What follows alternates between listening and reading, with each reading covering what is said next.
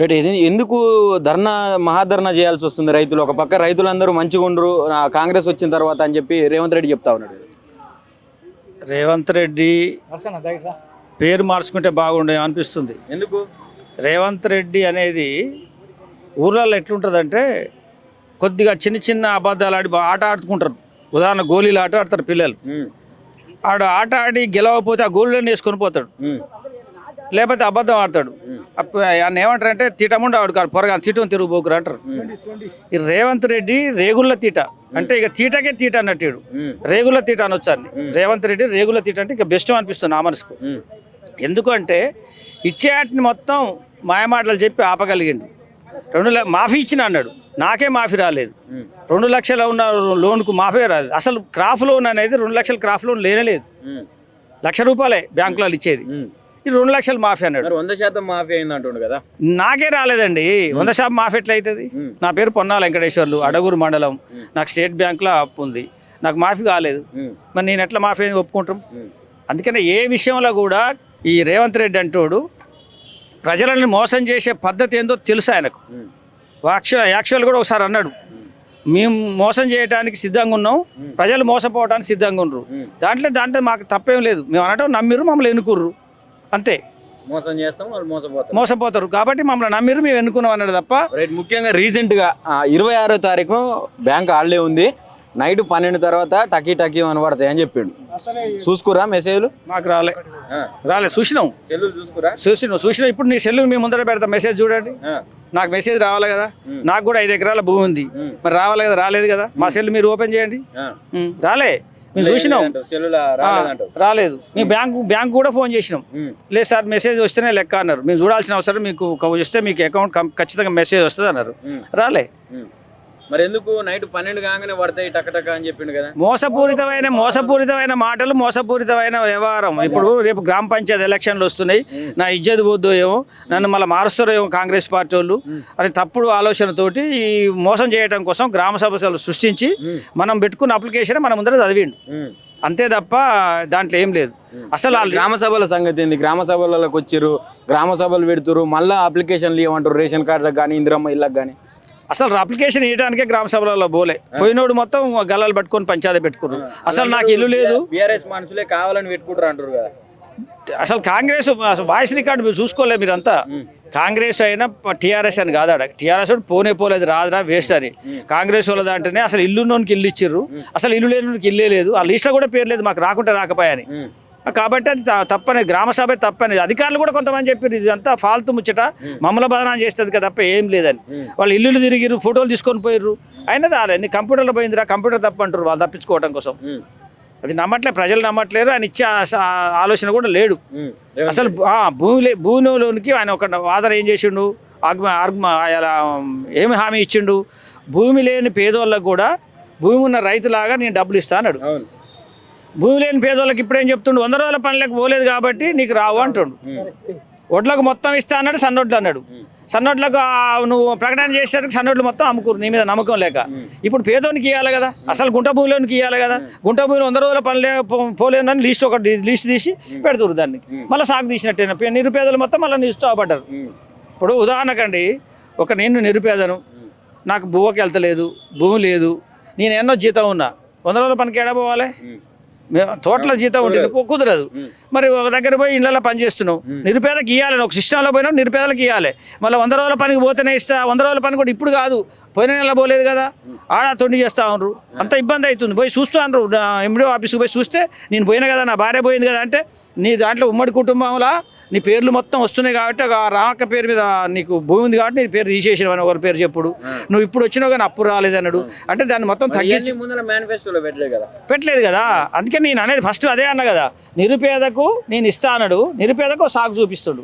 కాబట్టి ఇయ్యలేక బడ్జెట్ లేక ఆ తొండిని కప్పిపుచ్చుకోవటం. ఇప్పుడు కూడా మరి రుణమాఫీ అన్నాడు, కొంతమందికి ఇచ్చాడు, కొంతమందికి ఇవ్వలేదు. ఇది కూడా అంతే, నిరుపేదలకు ఇస్తా అంటాడు, ఎలక్షన్ల ముందు ఎవరికి వచ్చి నాకు వచ్చింది కదా నీకు కూడా వస్తుంది, 2 రోజులు అయితే అందరికి వస్తుందా అని మనోట మనకు అనిపిస్తేందుకు ఇదంతా ఉపాయం తప్ప ప్రజలకు న్యాయం చేసే పద్ధతి అయితే ఆయన దగ్గర లేదు. ఓకే. నల్గొండ పరిస్థితి ఎట్లా ఉంది? ఇప్పుడు కాంగ్రెస్ వచ్చిన తర్వాత స్థానికంగా ఒక మంత్రి ఉన్నాడు మనకు నల్గొండ నుంచే, ఆయన కనుసన్నలలో ఎట్లా నడుస్తుంది? ఏమన్నా డెవలప్మెంట్ ఉందా, కనిపిస్తుందా? ఇక నల్లగొండ ముచ్చట చెప్తే నవలపాలే. అసెంబ్లీలే చూసినాం కదా ఆయన పాలన. ఇక నల్లగొండలో ఏం చేస్తాడు? ఇవాళ ఈ రోడ్డు మించి నడుస్తున్నాం. ఈ రోడ్డు ఏ గవర్నమెంట్ వేసింది? కేసీఆర్ గవర్నమెంట్ వేసింది. ఇక ఆయన చక్కదనం ఉంది. మధ్యాహ్నం మందాయనోనికి మంత్రి పదవి ఎందుకని అన్నారు. మరి మధ్యాహ్నం మందాకి అసెంబ్లీ పోయినోడికి ప్రజలలో న్యాయం చేస్తాడు. ఆయన ఇప్పుడు పెద్ద మనిషి చెప్పిండు భుజం వేగేసుడు, అద్దాలు సరి చేసుడు, మధ్యాహ్నం మందు తాగుడు తప్ప ఆయన మాట అసెంబ్లీలో మాట్లాడితే ఎవరికైనా అర్థమైద్దా? ఎవరికి అర్థం కాదు. కాబట్టి ఆయన చేసేది కూడా లేదు. ఆయనకంటే ఈయన ఎక్కువ ఇంకా. కాబట్టి రేవంత్ రెడ్డిని తిట్టిండు కాబట్టి మంత్రి పదవి ఇచ్చిండు. లేకపోతే ఆయన మంత్రి పదవి కూడా రాదు. ప్రజలలో అర్హుడే కాదు. గాలికి ఏదో మొన్న గాలిలో గెలిచారు తప్ప ప్రజలకు న్యాయం చేసే వ్యక్తులు వీళ్ళు ఏం కాదు.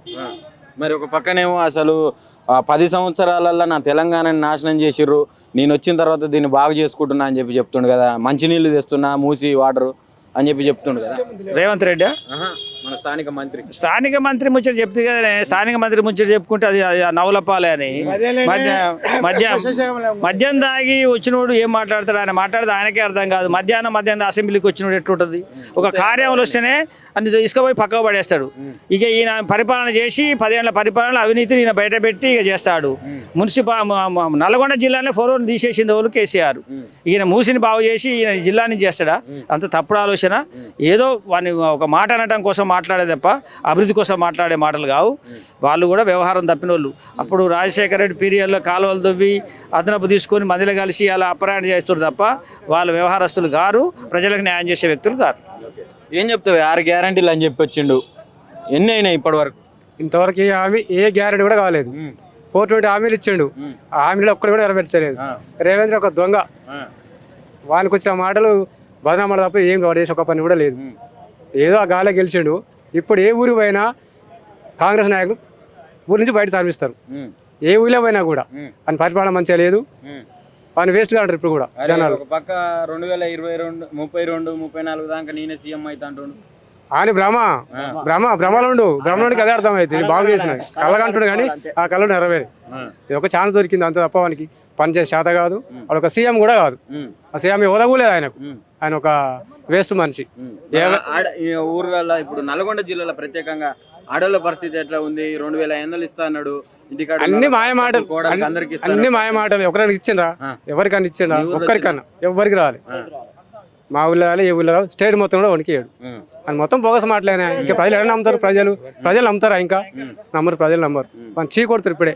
ఏం చెప్తావు ఫైనల్ గా మళ్ళీ కేసీఆర్ వస్తేనే మళ్ళీ తెలంగాణ బాగుపడుతుంది. అప్పటిదాకా బాగుపడుతుంది తెలంగాణ. ఇంకా ముస్తాడు రేవంత్ రెడ్డి. తెలంగాణ పేదోడికి పని కావాలంటే మళ్ళీ కేసీఆర్ రావాల్సిందే. ఏ పథకమైనా కేసీఆర్ తోటి అవుతుంది. రేవంత్ రెడ్డి కావాలి. పడ్డాయనే రైతు రుణమా? మన రైతు భరోసా పల్లె రుణమాఫీ కాదు, రైతు భరోసా 12 గంటలకు లేదు ఏది లేదు భరోసా. నాకు 20 గుంటలు ఉంది. పల్లె లేదు లేవు. ఆయనకాడ పైసలు లేవు, వేయడు. ఏదో అట్లా అడ్డి మార్కు గుడ్డిదే పని ఏదో హామీలు ఇచ్చిండు కానీ అవి అమలయ్యే హామీలు కావు, అబద్ధాల హామీలు అంతే. మరి ఒక పక్కనేమో అసలు రైతులు మంచిగూరు కాంగ్రెస్ పాలనలు అని చెప్తుండు. ఒక పక్క దావోస్కు పోయి పెట్టుబడులు తెస్తుండు లక్షల కోట్లు.